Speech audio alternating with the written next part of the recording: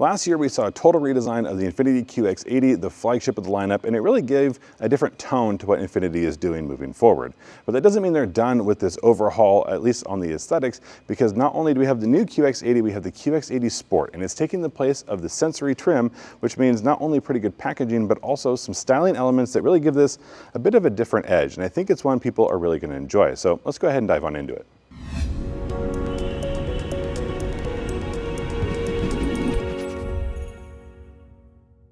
If we're going to call it a sport trim, it has to have a bit of a sport persona, and they have just enough of it here. Now, unfortunately, this model is in black. It is a beautiful black, don't get me wrong, but a lot of the accenting pieces are also going to be either black or in a darker gray, so it's not going to pop out as much as it might on a different color. But the easiest one to look at is going to be this grille here. Now, where the recent redesign of the grille was a pretty sophisticated look, this one just gets a little bit more aggressive. So there's a lot of opening here, plenty of cooling for what's happening under the hood, but we also get a different look when we look down below. Here on this lower bumper, this is going to be the spoiler that we get that's mimicked a bit in the rear, but actually, for me, the biggest thing is that it turns down where the rest of the vehicle seems to turn up. And that actually adds just a whole different presence to the vehicle up front. Now, we obviously have the illuminated Infiniti badge, which every time I look at them, I end up getting just a little bit lost. But just under that, we still have a lot of features because this is going to be one of the higher end trims.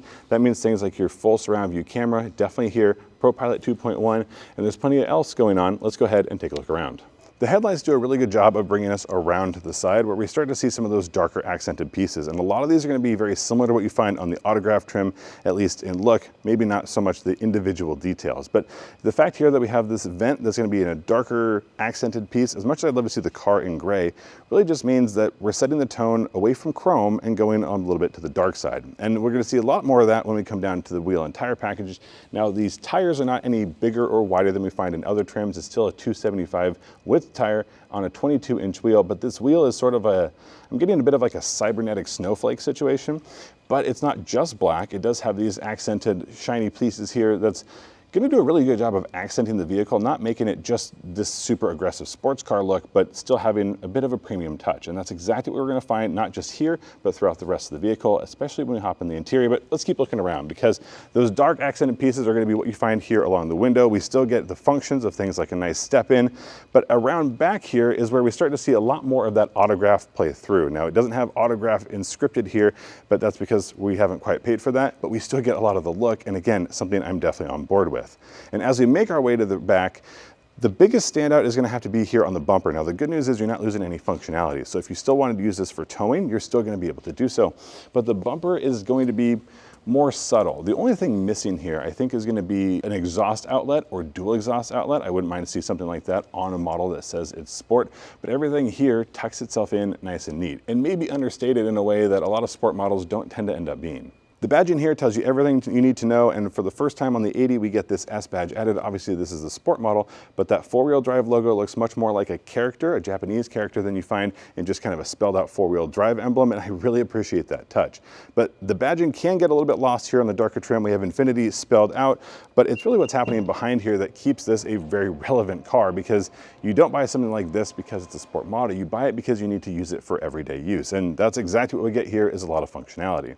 It's not a ton of space here behind that third row, but it's not nearly as big of a vehicle as you can find in some of the other competitors, but it is going to be nice and easy to access everything you need to, because we have plenty of power functions available here in this model. Like I said, it's a higher end trim, so we have power seats for the second row and the third row, and if this is a little bit too high, because I am able to just about sit on it, you are able to drop this up and down with that standard air suspension to make access a lot easier.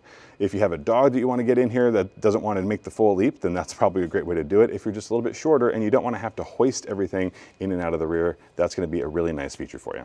With those rear seats down, we have almost 60 cubic feet of storage capacity. Now, in this particular trim, the Sport's going to come really one way, and that means it's only going to come with the captain's chairs there in the middle, which means if you needed to fold them down and have some sort of a platform layout, you would have a little bit of a gap there in the middle seats, but again, tons of space. And there's also plenty of power access too. So we have a regular power outlet here. It's 120 volts, 150 watts. So that means that if you find yourself at a bit of a camp out, or you're waking up and you want some coffee, you can go ahead and plug in, and that way you're a little bit better person than you might have been without. Another carryover from the rest of the lineup, and not in a bad way, is going to be what's happening here under the hood. This is still that 3.5 liter twin turbo V6 that we saw come to this vehicle last generation, and it's pushing 450 horsepower, 516 pound-feet of torque. And as I mentioned, this model comes basically one way, and that means it's coming with that four-wheel drive, which also means that if you put your foot down, this is going to get you going very, very quickly. We don't have more power under the hood. I'm not sure we need it, but if enough people ask for it, we may go ahead and get it next time. I'll grab the camera from our friend Sofyan and hop inside because one of the other exclusives to this trim is going to be the interior. This is the only way you can get this dusk blue, and I absolutely love it. And here's why. Because just about every other sport model goes almost exclusively black for the interior. It's a black interior, it's a suede insert here, it's a carbon fiber there, but there's not a whole lot of variety. And here we get this dark blue. And again, not just for this model, but it's the only way to get the dark blue. And we also get the feature set that you find in some of the higher end trims, like that Autograph. And one of those is going to be the individual audio system. Let me know what you think below, but I think this headrest looks a little bit like a Star Wars Princess headpiece, but not in a bad way. What it really allows you to do is have a conversation with somebody else on the phone with a car full of people, and it's only you who's hearing what they're saying. Or you can get your turn-by-turn directions there instead of disrupting a song. That'd be a very courteous thing to do. But it also allows you to get the most out of the 24 speaker system that we get here in the Sport model. That's going to be a clipped audio system, and it's very well integrated. If you're someone who likes to sit in the car at the end of the day, parked in the driveway listening to your tunes, this is probably going to be a great fit for you. We have the same wheel setup you find in other QX80 models, as well as this expansive screen. Now, one of the standard features that comes with this is going to be not only your surround view camera, but the ability to use this entire screen, or just about all of it, to do basically a panoramic view out the front of the vehicle. So if you're someone who finds yourself pulling out from a parking spot with lots of vehicles around you and not being able to see, that should be a quick way to resolve that issue. Those aren't the only screens you'll find, however, because just below that we find the control panel. Now this feels a little bit more Star Trek than it does Star Wars, but there's a lot happening on here. Not only is it going to be your climate controls for the front and the rear, 3-zone climate, but we also have your different drive modes. You can raise or lower the suspension. All of these are going to be accessible, but even if you're making changes there, you'll always be able to change that temperature. Just below that, you'll find your buttons for park, reverse, neutral, and drive. And off to the side here, you can go ahead and set the auto adjustment for that ride control, as well as pull up your cameras, so that one you don't have to dig through any specific menu to get to. There's still plenty of storage in here, covered or uncovered, depends on what you want to do in that particular moment. Obviously cup holders and storage here for a phone. And then just behind that, we'll have a pretty decent amount of space. It's going to have a nice little cargo cover there. Obviously I know it's very dark, but in this very large center console, there is plenty of room for you and your items. But if there isn't, there's also another tier of storage here below that top deck. That's going to be for things that you don't need very regularly, but nice to have on hand. Maybe some Kleenex, something like that. One more, or I guess some of the many other standard features here, are going to be your rear view camera, which is just looking right behind me because that's all there is. There's also going to be an enormous panoramic moonroof. Now it goes just about to over the head of the second row passengers. Obviously, unfortunately, nothing there for the third row. The dusk blue interior is mixed in very nicely throughout the cabin, not just amongst the black, but some of the other accenting pieces. There's a nice little touch of silver in here, but everything's going to be sort of a darker accent instead of a very, very bright. And again, that's going to go with the rest of this sport theme. But now let's go ahead and hop in the back. Now that I'm in the back seat, you can see how much room there is or isn't, depending on what measurement you're looking for. I have plenty of legroom here. This is sitting behind myself, set up as the driver, and this seat is adjustable, power adjustable at that. These captain's chairs will move forward and backward. If I move this all the way forward, I actually still have just enough room, but remember, that's because at 6 feet tall, I'm a lot more torso than I am leg, and that actually creates another problem. Because this is one of those 3-row vehicles that if I sit upright, my head is touching the ceiling. The good news is it's not jammed into the ceiling, and because this can recline and incline, I guess, I can probably find a pretty good position. And I actually might want to put myself closer to this moonroof so that I don't feel quite as jammed in. But overall, this space in here should be pretty good for most people who aren't me or taller than me. Now back here, I'm not left with nothing. I have 2 cup holders down here, a nice spot for a cell phone, 2 USB-C ports, and I have all the controls I need for my own climate, obviously 3-zone climate, not 4 or 5, but I also have 2 more USB-C ports up here, and really I think that's everything I need.